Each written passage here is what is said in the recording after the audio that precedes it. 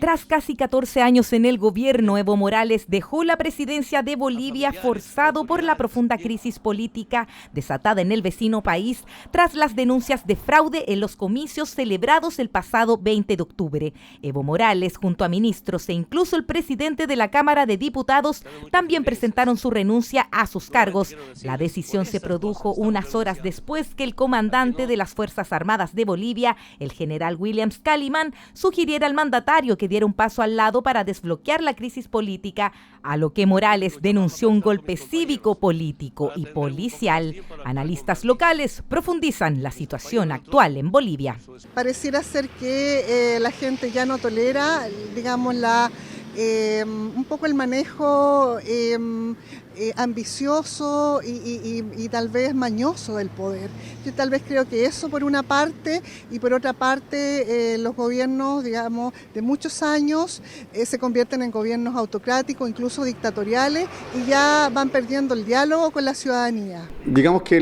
por lo demás lo que ocurrió en esta nueva elección, que ya era discutida en su inicio, fueron sus resultados, su desarrollo, y de algún modo estaban todas las sospechas que hubiesen ocurrido trampas. Y yo creo que eso hizo que al fin y al cabo fue la gota que hizo rebalsar el vaso, y no quedó otra alternativa después que las Fuerzas Armadas hayan indicado que lo incitaban a dejar el poder, a Evo Morales, de dejar vacante su cargo de presidente de la República,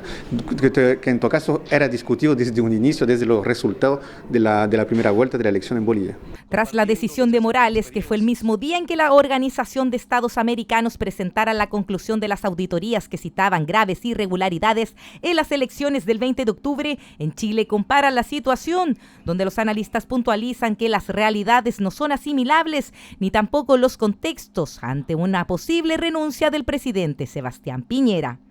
Yo no podría decir que no hay un riesgo que un presidente en Chile renuncie, sería la primera vez,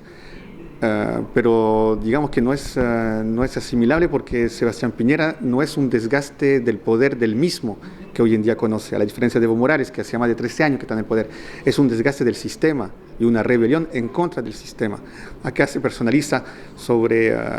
Sebastián Piñera porque él es que está, por lo que representa de algún modo, y porque él está hoy en día como presidente, pero es todo un sistema de más de 30 años. A mí lo que me preocupa es que realmente cobre fuerza, porque efectivamente puede producirse un efecto dominó, cobre fuerza en la ciudadanía la necesidad de que el presidente renuncie. Yo creo que el presidente tiene dos caminos: o renuncia o se vuelca más bien hacia una derecha social, y eso implicaría un costo político importante, en ambos casos, por supuesto. El renunciar implica un poco la caída de la derecha, y el darse, digamos, el salto hacia una derecha social implica perder, en este caso, los votos de una derecha más conservadora.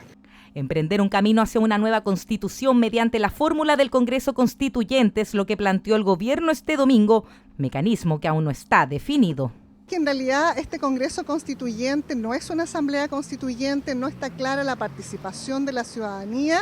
y lo que la gente quiere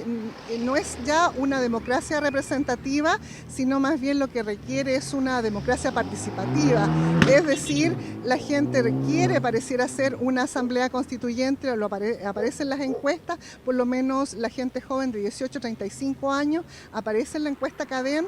Entonces, ¿de qué manera el ministro Blumen habla de una participación activa de la ciudadanía, pero no se está claro cómo? A través de un comunicado oficial, el gobierno de Chile manifestó su preocupación por la interrupción del proceso electoral para elegir democráticamente al presidente y por la crisis por la que atraviesa la sociedad boliviana.